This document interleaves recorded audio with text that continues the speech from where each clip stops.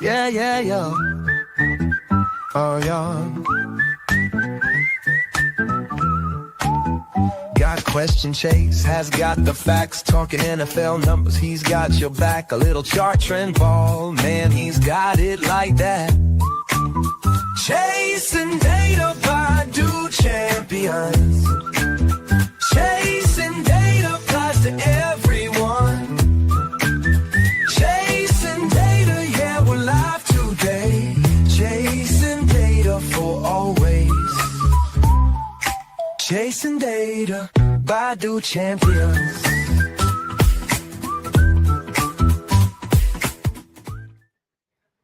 What's up, everybody, and welcome to another episode of Chasing Data. If you're new to this is all analytics based. More ones and zeros than X's and O's. Moves the show this week. We have been going on Fridays, but I want to get it out on Tuesday so we can talk more about what's going on this week and what we can expect from week 5, and maybe have more discussion and a little bit more fresher on our minds about what happened in week 4. Luis is on, if you go search Do Champions on X, YouTube, anything like that. Like I said, it's just a few extra graphics just discussing about, you'll see what I'm discussing. But yeah, let's get straight into it. Changed up the format a little bit this week, where we're just going through a few less things, but in more detail. So first off, we'll go straight to the power rankings. Like, we don't need to discuss much of what happened on Monday Night Football. Two not so great teams, and then not so great game in game 2. But power rankings for week 5, we have not much movement at the top, but we'll start at the bottom. We'll start at 32 and work our way up. Tennessee, God, they look terrible. We're going to talk about them more in a moment. New York drops to 31 and moved down one spot. New Orleans moves up 2 just because they played against the Bills, a close game for the majority of that game, gave them a much better, tougher opponent than what anyone ever expected. Carolina's back down to 29. They were 21 last week. It's fool's gold against what they did against Michael Penix in week 3. Cincinnati 28. I don't even know if they deserve to be here. They have the talent, but it doesn't matter if they have T. Higgins and Jamar Chase when Jake Browning can't get them the ball at any given time. 27, Las Vegas. 26, Giants. They move up a little bit with Jackson Dart. I'm not really sold on him yet, but they did get a win, which is something that Russell Wilson couldn't do. Cleveland's defense has them at 24. Minnesota's defense has them at 23, but Carson Wentz looked like Carson Wentz again. Arizona at 22. I don't really trust them. Dallas is at 21 due to Dak Prescott. Skipped a few right there. Sorry. Houston at 23. I mean, they won against the likes of the Tennessee Titans, who were the worst team in the NFL. So, I mean, it doesn't really I know they blew them out, but it doesn't really tell me much. Chicago 22. They beat a bad team in Las Vegas. Dallas 21. Minnesota 20. New England 19. Drake May could really push them a good game against the Bills this week, and they could be in the top half of the league. Cho, appreciate the follow. Mason or Benson? Benson this week, just because they play the Titans. Baltimore drops from 6 all the way to 18. As a Ravens fan, it truly hurts to have them that low. But, I mean, without Lamar, without the majority of the defense, they are terrible. Pittsburgh at 17. Arizona 16 stays the same. Atlanta 15. San Francisco 14. Thanks for the hearts. Washington 13. Going to be interesting to see what happens with Jaden Daniels and Terry McLaurin back again, if Terry can do something better than what he's done in the first 2 weeks that he played. Denver 12. They dominated a bad team last night. They move up a little bit. Los Angeles Chargers drop quite a bit, and that's due to the fact that Joe Alt is currently out. Number 10, Green Bay. They should have went into Dallas and took care of business, but they just played awful, and they could have been, I mean, they couldn't have been more amped up to play than what they were after losing in week 3 to the Cleveland Browns. Seattle gets into the top 10. They are sneaky good, especially with that defense. Tampa Bay stays at 8. They lost to Philadelphia, who I have ranked 2. Jacksonville jumps all the way up to 7. Every time I doubt them, they go out and prove me wrong. They're at 7, Indy at 6. They move up one spot, even though they lost. But I mean, they played Los Angeles, who I have ranked 4th, and lost just at the end. Kansas City is up to 5, and they don't even have a Rashee Rice yet. They're 2-2, and they're looking as good as pretty much anyone. Los Angeles Rams at 4. Top 3 stays the same with Detroit, Philadelphia, Buffalo. Any of those 3 teams could win the Super Bowl, and I would not be surprised at this moment in time. So that is my power rankings. Going forward, we're just going to get straight into the games for this week and discuss games one at a time. We'll start with the Thursday night football game. I'll try to answer some of the questions as we go through. Henry or Waller for this week? I mean, Darren Waller, for him to come back after 2 weeks. I mean, after almost a year and a half. Christian, appreciate the bouquet. My goodness. Darren Waller, after being out for a year and a half, I would have expected him to play more, around like 15 snaps. But he did much more than that, having 2 touchdowns. I know it's against the New York Jets, who have one of the worst defenses as far as coverage EPA goes in the NFL. But for him to go out and get 2 touchdowns against anyone was simply surprising. But okay, enough about that. Game 1, Thursday night football. I mean, it's still going to be a good game. It's not as good as we were going to get with Brock Purdy, but I mean, Mac Jones. All right, so the Niners are taking on the Rams in LA. The Rams are 5.5-point favorites right now. And I mean, Brock Purdy's probably going to be out. Juwan Jennings is probably going to be out. Is Ricky Pearsall going to be out? It's possible. But when you look at Brock Purdy and Mac Jones this year, they both had 2 starts. They have nearly identical pass yards, but Brock Purdy has 3 more interceptions than Mac Jones. Both have the same number of touchdowns with 4. Completion percentage is nearly the same. Yards per attempt nearly the same. Mac Jones's completion percentage over expected is better. His EPA per drop back's a little lower, but I mean, it's around at league average. Time to throw a little quicker, but I mean, it's not too much of a drop off thus far. I mean, Mac Jones was the guy that Kyle Shanahan said that he wanted the Trey Lance draft, when there was rumors that they may go out and get Mac Jones. Finally got him, and he's looking good. On the other side of the ball, the Rams, Jags, best D in the league. We're going to talk about the Jags, but I mean, they already have more takeaways this year than what they had all of 2025. They had 9 last year, and they're already up to 11, I think, this year. On the other side of the ball for the Rams, one issue that the new Robert Saleh defense is going to have is covering Puka Nacua. Currently, Puka Nacua, I mean, arguably he's wide receiver 1 in all of the NFL at this point. He just dominates no matter who the opponent is. He's number 1 in receiving yards, about almost 100 yards. He's number 6 in catch rate. He's number 6 in catch rate over expected, with a positive 14% over expected. He has 36, almost 37 receiving expected points added, EPA. And the difference from him to number 3, and number 3 is Amon-Ra St. Brown. The difference in receiving EPA between Puka Nacua and Amon-Ra St. Brown is the same from Amon-Ra St. Brown to number 43. So 1 to 3, Puka to Amon-Ra, and then Amon-Ra down 40 spots is the same difference. So Puka Nacua is light years ahead of everyone else at this point in the season. Like, he is just playing out of his mind. And then they have Devontae Adams lined up beside him. It is absolutely ridiculous. I mean, that game is 5.5 points. I don't see a way that San Francisco wins that game. I would be surprised, honestly. I would be rather surprised. Scat and Rashee for K9 and Pollard.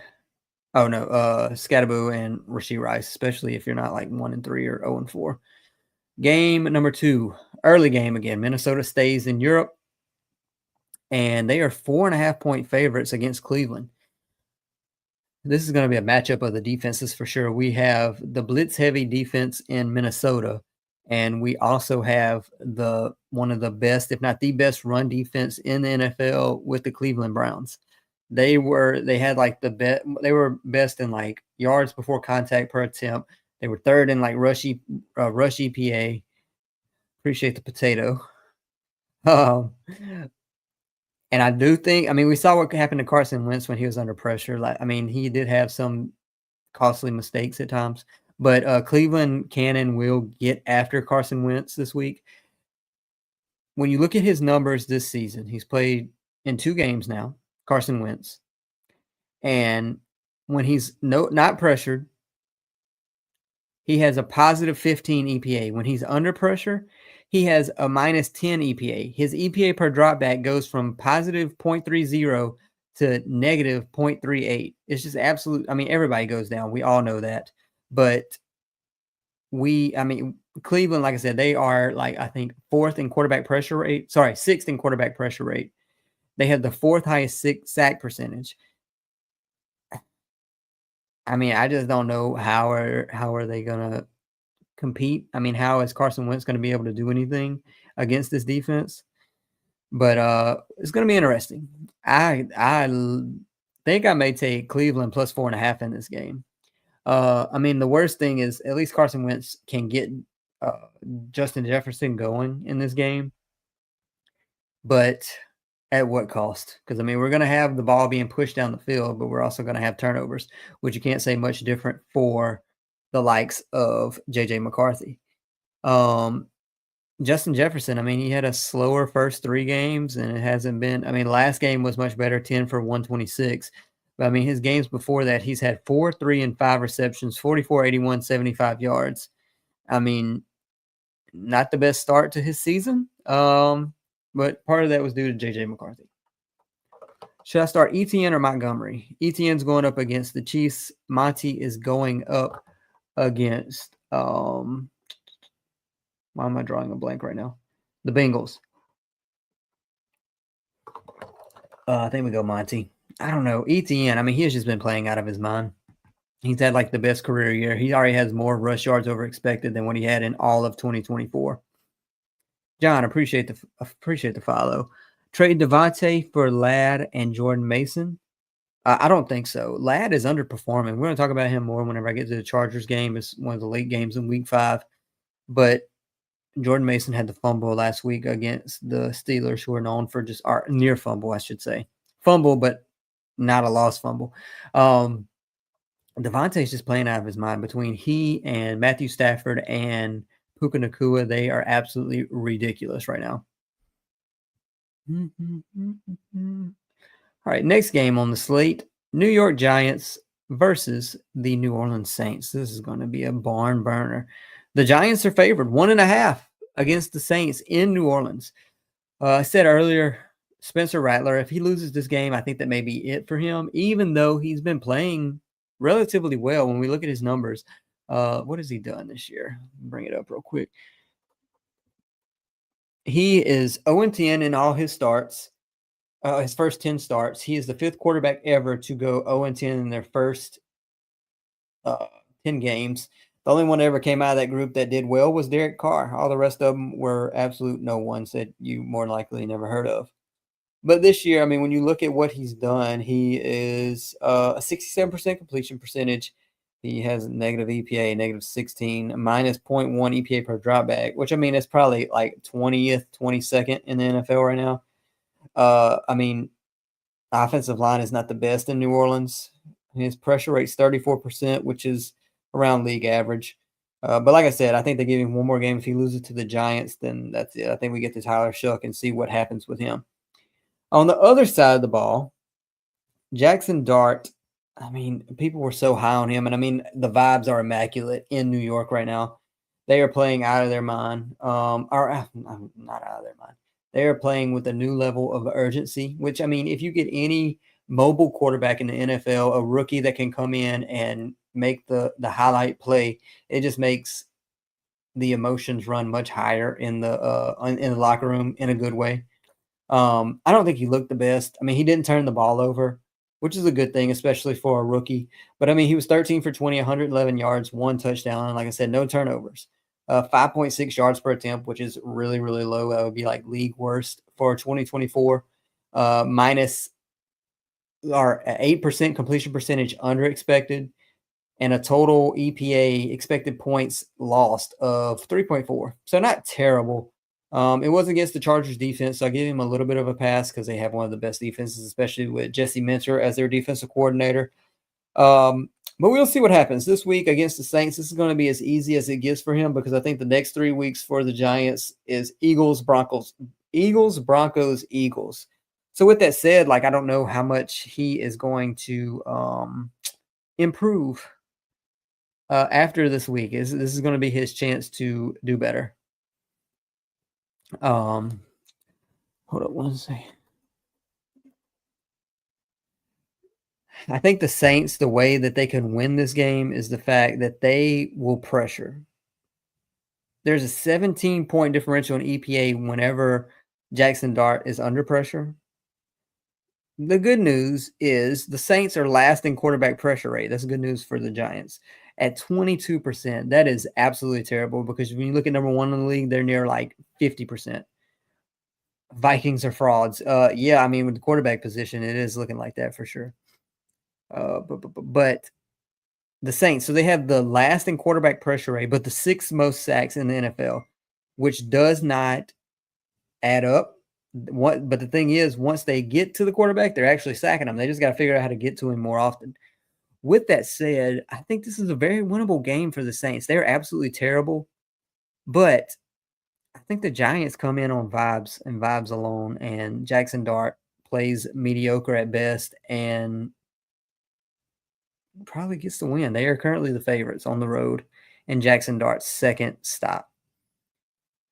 Trade Bowers for Brian Thomas Jr. I have Ferguson. Yes, I don't know what's going on with Brock Bowers. We hadn't got to the Raiders game yet, but I'm going to talk about him in a moment. But I don't know what's going on. I thought once they got Geno Smith, it would be just an extreme uptick for him and usage, catches. I know he had a record-setting season in his rookie year, but we're just not there. Brian Thomas Jr. still has one of the worst, if not the worst, catch rate under expected in the NFL, just dropping way too many passes. But with that said, I think it's better, especially if you have Jace Ferguson. Keenan for Mason and Jamar. Yeah, do that for sure, 100%. Next game, potential game of the week here. Broncos at Eagles. So the Eagles are currently 4.5-point favorites. The Broncos are 2-2. They look good. They look bad. Not really sure what's going on. But with that said, this is going to be a true test for Bo Nix. Was what he did last night against the Bengals truly what he's going to be going forward or not? They're 1-2 in close games. This games and one-score games this season. Eagles are 4-0. They've won every game's been within one score. They just know how to win. Jalen Hurts has won 20 straight games, of which he's played the majority of those games. They've won 20 of their last 21 as a team. When you look at the Broncos, I'm watching Nick Bonito up front. What is he going to do against this great, outstanding offensive line in Philadelphia? He had the highest quarterback pressure rate of the season last night, over 31%, which is absolutely ridiculous for one player to have that alone. But what my question for the Eagles is, what's going on with Saquon? I mean, if you drafted Saquon in fantasy, you're well aware of the issues that are going on. When you look at his numbers in all his seasons, this is his 8th season in the NFL. He's finished with negative rush yards over expected 3 times, and he's already at his second worst number of his career. Last year, he was 546 over expected. He is currently 39 under expected. He has a negative rush EPA per attempt, which would be just the 3rd time in his career, second worst currently. I mean, it is just, he has a minus 10.2 expected points lost. So it is not looking good for Saquon. I don't know what's going on, why there's no burst just yet, but we're not there. So it's going to be interesting to watch what happens with him. With all that said, I don't think the Broncos can compete with the Eagles. I think the Broncos are still a tier below the Eagles, and it's the Eagles and the Lions and the Rams in the NFC, and then everyone else. What's up, man? Appreciate you stopping by.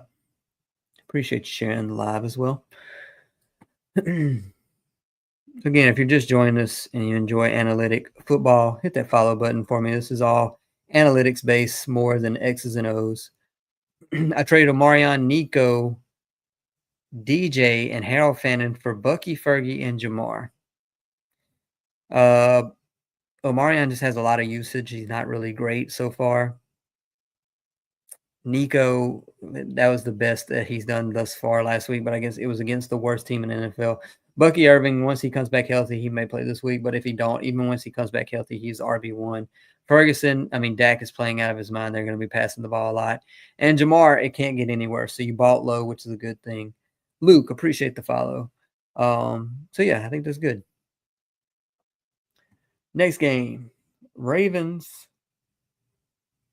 take on the Houston Texans. The Cooper Rush led Ravens. Where's this game on my list in my notes? Oh, there it is. Okay. So currently the Ravens are 3.5-point favorites, but I don't know. Joseph, appreciate the follow. No problem. I give honest answers on here. Appreciate the follow though. The Texans are currently dogs. I mean, their one win this year was against the Texans, who we haven't gotten to yet, but we will talk about how terrible they truly are. The Ravens, like I said, they're 3.5-point favorites. I don't know if that line was out before the expectation that Lamar would play or not. But even with Cooper Rush, I mean, you would think, oh, it doesn't really matter. They have the best run game in the NFL, but the reason, Landy, appreciate the follow. The reason they're probably not bigger favorites or not, I don't trust them as much, and I am a Ravens fan. The Ravens are my team. The injuries are extensive. Nnamdi Madubuike is out for the season with an undisclosed neck injury. Roquan Smith is out. Nate Wiggins is probably out. Marlon Humphrey is out. Jair Alexander isn't on the field. Who else? Kyle Van Noy is out. Jones is out. That's just on the defense. The defense was already one of the worst performing defenses already. They were second in yards per game allowed, fourth in EPA allowed per play, ninth in EPA allowed per pass, third in EPA allowed per rush. And then you took off about what I just named, 6-7 starters of the 11. Like, I mean, Houston, if CJ Stroud ever is going to get it right, it's going to be this week. They also have the second fewest sacks. They drafted Mike Green, who I was very happy about. He had such a great production in college, and he hasn't done anything. They have 4 sacks in 4 games. Absolutely ridiculous. I honestly may take, even though I'm a Ravens fan, I may take Houston straight up, not even the spread of plus 3.5. I may take them straight up in this game.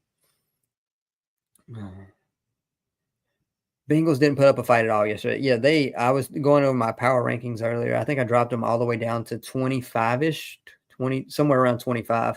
I mean, even though they have the talent in Jamar Chase and T. Higgins, they don't have a quarterback that can get them the ball. And I was the one who was the leader of the Jake Browning fan club after he played so well 2 years ago, going 4-3, was like around 12th in total QBR in his 8 games that he played. His quick game was what they were going to be predicated on, and they have just been horrible. Absolutely terrible. Would I trade Henderson for Woody? Yeah, potentially, yes. I think it's worth considering because Woody Marks' snap rate has gone absolutely skyrocketed. It's gone up each week, and it's going to continue to go up. Yeah, and O-line. I mean, their O-line. So Joe Burrow is more – his game is more predicated on him rolling out and staying alive for a bigger play. And the quick game is for Jake Browning, which is what they did at one point, but it's not happening now. What's the probability Bucky will play this week? Nothing else has been said about Bucky. So I don't know. I mean, the less we hear, the more skeptical I am that he will play this week. Did you hear what happened to Lamar and what part? Did truly hurt his hamstring or not? They said he could be out 1 to 3 weeks, and I think it's speculated that he's not going to play this week. So with that said, Cooper Rush was god-awful in the preseason, so we will see. Next game, Raiders at the Colts. One of the most underachieving teams of the season in the Las Vegas Raiders. The Colts are currently 6.5-point favorites right now over the Raiders, and I mean, I think this may be an easy cover. Geno has been an absolute shell of himself. Clips, I don't know. Does Lamar play the Rams next week? If they're 1-4, I can see a world where Lamar just like sits the season out. Like, I mean, 1-4, they're not coming back to do anything reasonable, especially with the lack of I just named like 7 defensive starters that are out. But so Geno's been a shell of himself. He's 24th in EPA per dropback. All the film nerds were, I mean, Geno was their guy. but he has been absolutely terrible. Like that game against the Chargers on Monday Night Football in week 2, that was the first game in like a few years that someone threw at least 10 or more deep passes, and a deep pass being 20 plus yards and not having one completion. He also had 3 interceptions on such passes. So he's 24th in EPA per dropback, 29th in success rate. Is Brock Bowers still hurt? I mean, his numbers are down across the board. Like he's not performing. I was highly excited to see what Geno and Brock Bowers could do. Brock Bowers did set record-setting numbers with the likes of Aiden O'Connell last season. So I thought, oh, Geno is going to be an improvement. But here we are, and no improvement. I mean, his numbers are down everywhere. Everything's down. We did finally get a good week out of Ashton Jeanty, but then they lose Colton Miller, potentially their best offensive lineman. Pete trades for Wilson. I don't know. We'll see. But I don't think they just gave Geno that big extension. I don't see them sitting him unless he just continues to lose them games. They got the rookie that they drafted, but I mean the season's about to be over sooner than later. If they keep playing how they play now. But with that said, I mean, this is going to be a runaway game. Daniel Jones has been playing out of his mind. Jonathan Taylor is probably the offensive player of the year thus far. He has the best odds after starting around 20 plus 2,500, and now he's around plus 500. So, you know, I mean, they're not going to be able to stop him. I know they have the likes of Max Crosby, who can just blow up a game, but don't think it's happening.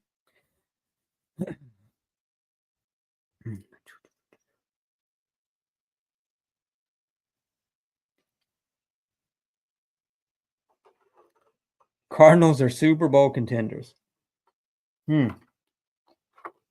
What year are we talking about? Because it's not 2025.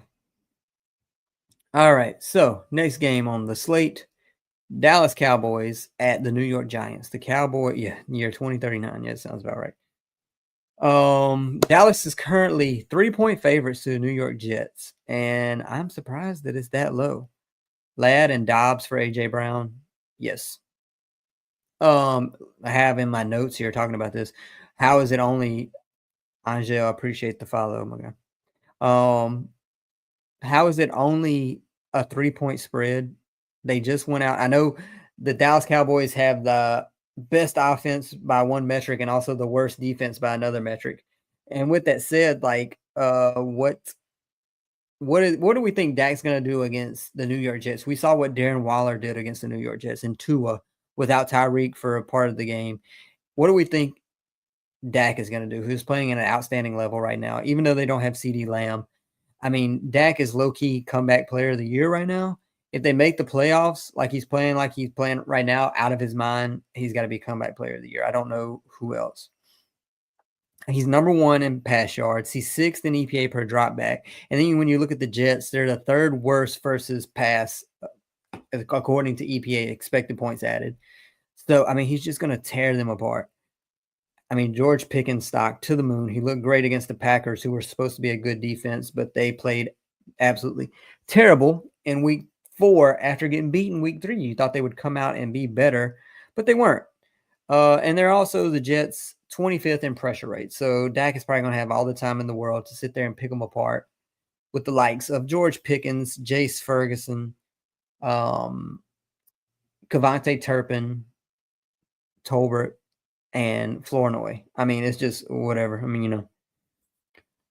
Okay. Panthers a playoff team? Absolutely not. I think we got sold. We got tricked last week or 2 weeks ago, I should say, against the Falcons and Michael Penix. And the Panthers, good segue, because that's my next team to talk about. They are going up against the Dolphins in week 5. And with that said, appreciate the roses. Where are my notes on these Dolphins?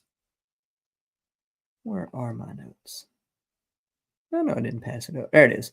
Carolina is actually favored in this game, -1.5. Darren Waller. All right, hold up. About Carolina. Carolina scored 54 straight points without allowing any. They made that huge comeback against the Cardinals, and then they allowed 42 straight. So, with that said, the Panthers are not a playoff contender.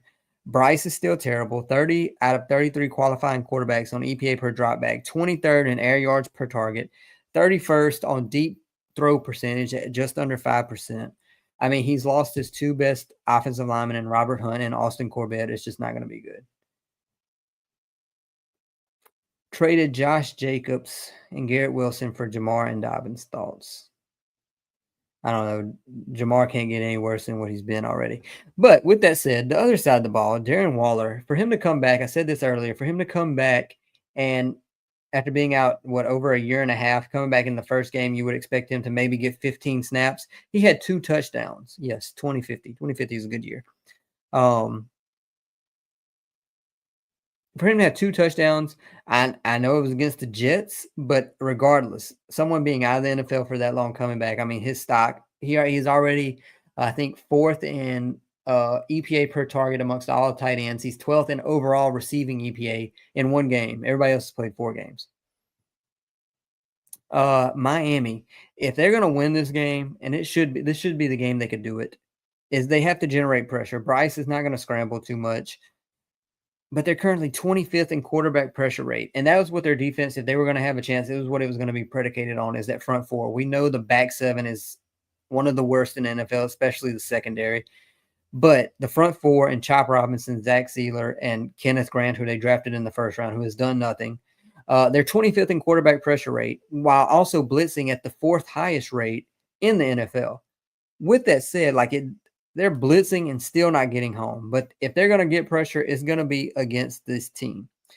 And they have to against Bryce Young. We know all quarterbacks are worse under pressure, but he has such a substantial drop-off. Over 20 points, expected points added whenever he's under pressure. His completion percentage goes down to 50% when he's under pressure. I mean, he's been pressured 55 times through 4 games. That's around, 14 a game? No, 27. Yeah, 14 a game, around 14 a game. So with that, I mean, I'm going to Miami. I don't think Carolina can win that. Chase Brown for Rashid. I don't know. I don't know, Micah. If you were like 2-2 or 3-1, I would have held out Rashid. Drop Henderson for Marks. I got that question earlier. And Woody Marks' snap rate has gone up each and every week. So with that said, I mean, Travion Henderson has not taken over RB1 yet. Ramondre's still putting up good numbers. So, yeah, I think you won that. Again, if you don't follow, go ahead and hit that follow button. This is all analytics based if you appreciate the number side of NFL. We finally made it over 1,000 followers, and now we're on the way to try to get to 2,000. AK or Judkins. For this week, Alvin Kamara is going up against the Giants. They do have that great front 4, but they have underwhelmed thus far, underperformed. Judkins has around the 6th best EPA per rush in his short time in the NFL. No preseason, really, no offseason. The Browns are going up against the Vikings, and there could be a lot of short checkdowns in this game. Also, is Dylan Gabriel starting? That's a potential. Opinions on Tet McMillan. Tet is their only option until Jalen Coker comes back. But, I mean, Bryce can only do so much. He is not. What do you think about the Panthers game? KB, we talking about week 4 or week 5? You just missed my week 5 breakdown, but I mean, I'll give you a summary if you're talking about week 5. Week 4.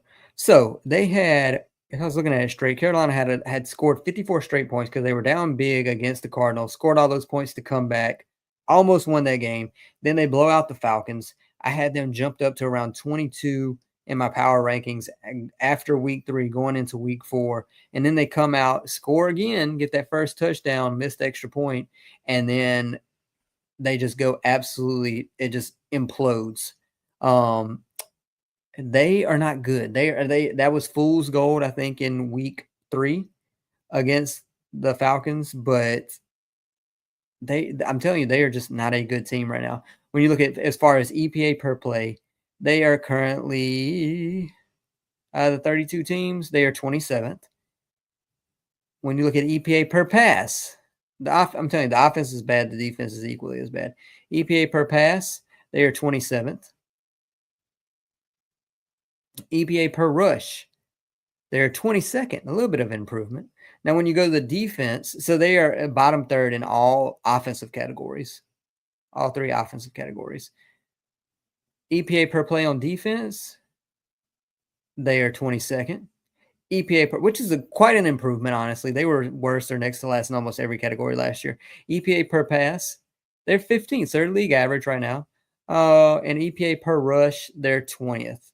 So, I mean, the defense is better than offense. But like I said, with no Robert Hunt or Austin Corbett, Bryce Young just does not stand a chance. They have to keep going with the quick game. That's the only way he's going to have a chance to be a successful quarterback going forward, but I still don't think it's going to be enough.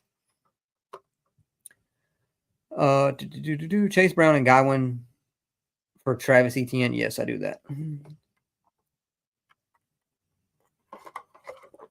All right, going on. A few more games. Tampa Bay at Seattle. If Philly, Denver is not the game of the week, this one probably is.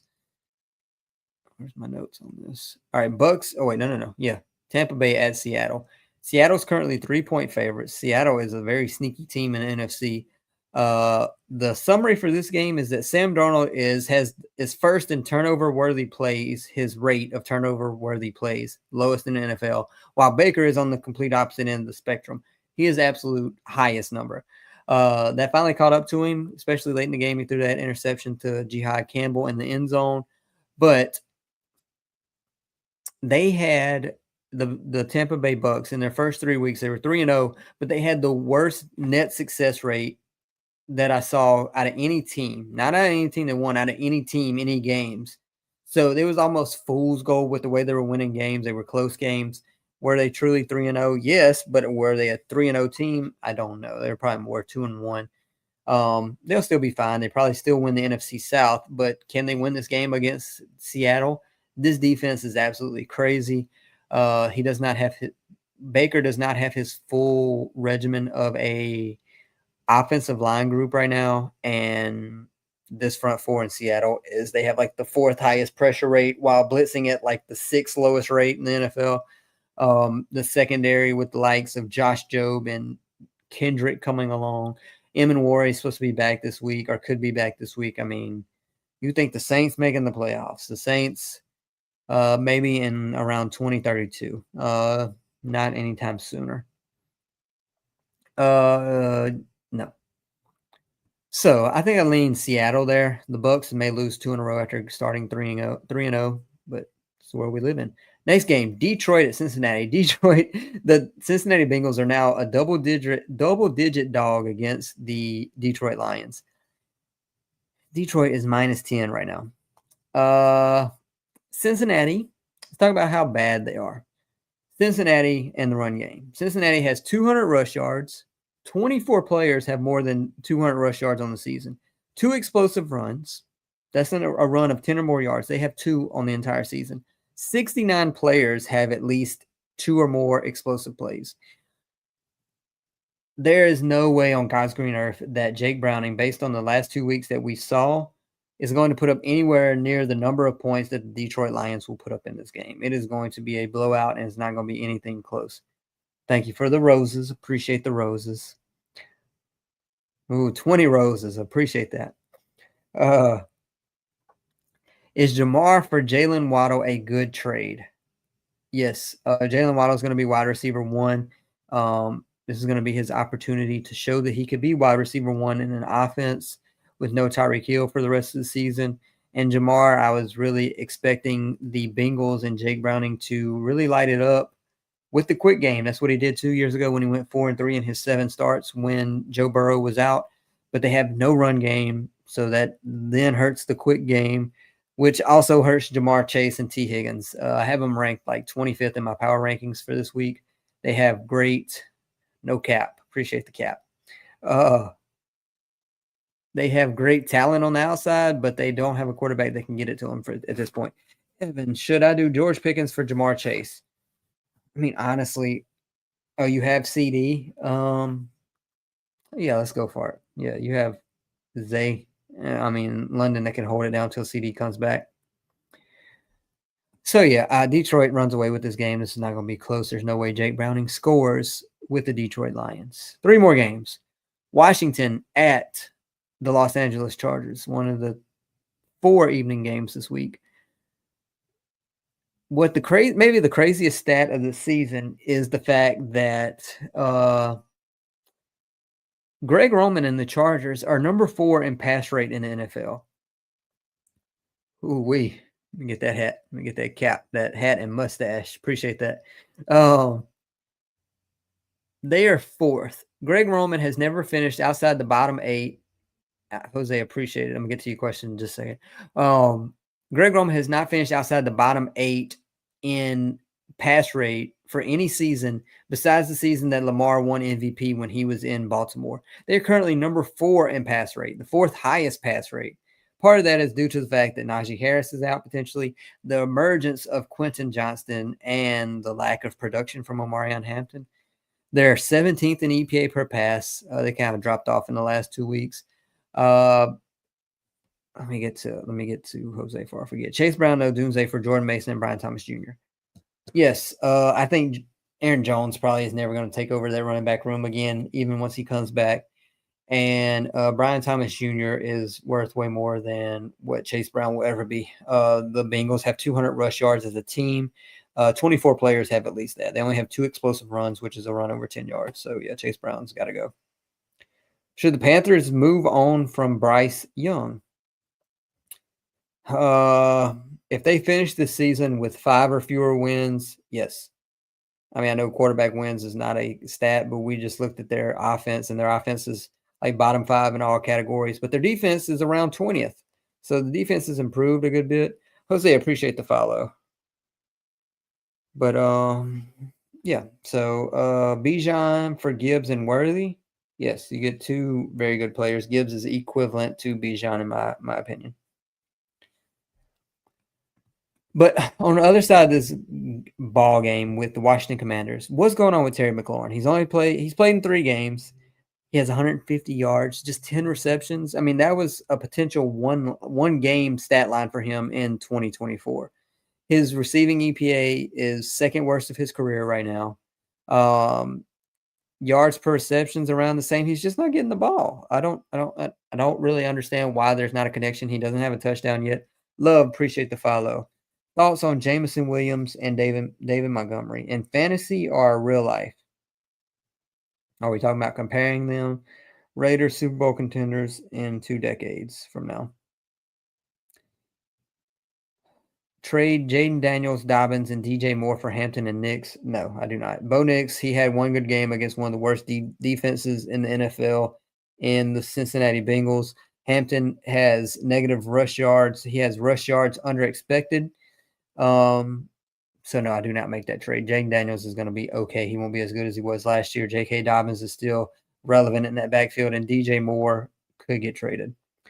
Bryce Young. I hope it's the real Bryce Young. Thoughts on us so far? I don't think I want to hurt Bryce Young's feelings, so we're not going to talk about the Panthers anymore.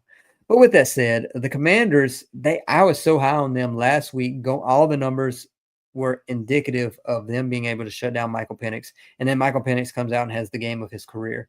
He went back to Washington, Michael Penix, just going crazy. Odunze for CD, yes. I think it's fool's gold as well as the Chicago Bears are playing right now. But I think they'll come back down to earth some more. Sunday Night Football, we have a really good game. Even though it's an 8.5-point spread, we have the up-and-coming New England Patriots against the Buffalo Bills. This is the number 1 quarterback and number 4 quarterback as far as EPA per dropback goes. Drake May is taking the lead. He doesn't even have a ton of talent around him, but he has been playing out of his mind. This is a big test for Drake May. The defense is not absolutely the best in Buffalo, but if Drake May can go in and make this a game, I mean, he's going to get his name more into the national spotlight. This is a primetime game for him. Is it his first primetime game of relevance? Probably. So, yeah, this is going to be interesting. They absolutely demolished the Carolina Panthers last week, and the Buffalo Bills played down to their opponent's level last week in the Saints. Buffalo I still have as the number 1 team as far as power rankings go. We know what Josh Allen can do. He's leading total EPA as far as quarterbacks go. I still think Buffalo wins, but can Drake May put his name in the national media's mouth with a good game here? Last game, Kansas City at Jacksonville. Kansas City is currently 3.5-point favorites. This is the prove it game for Jacksonville. Are they for real? Every time I've doubted them this year, they've come out and shut me up, basically. But Xavier Worthy, I mean, he was targeted last week on half of his targets. 4 of the 8 were deep targets. He just had the 1 catch. The Jaguars defense has allowed a 46 passer rating on throws of 10 plus air yards, 3rd lowest in the NFL. This defense has been playing out of their mind.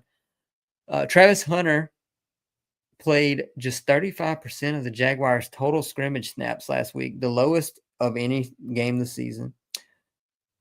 That was he only played a little bit over half of the offensive snaps. Not really sure. I guess they're going to just use him sparingly on each side of the ball. Devin Lloyd has been targeted 12 times in coverage, has 3 interceptions, which is tied for the most in the NFL right now. With that said, I want to see what Josh Allen does against Josh Simmons. That's going to be a focal point for this game. Can they get Mahomes on the run with Trayvon Walker and Josh Allen? This defense, like I said earlier, they have been playing out of their minds. They were one of the worst secondaries, if not the worst, in 2024. And they have completely turned it around without adding anyone besides Travis Hunter and Jordan Lewis of note. They already have more takeaways. I think they have 11 this year. They had 9 all of last year, like the lowest in, 5 or 6 years by any teams.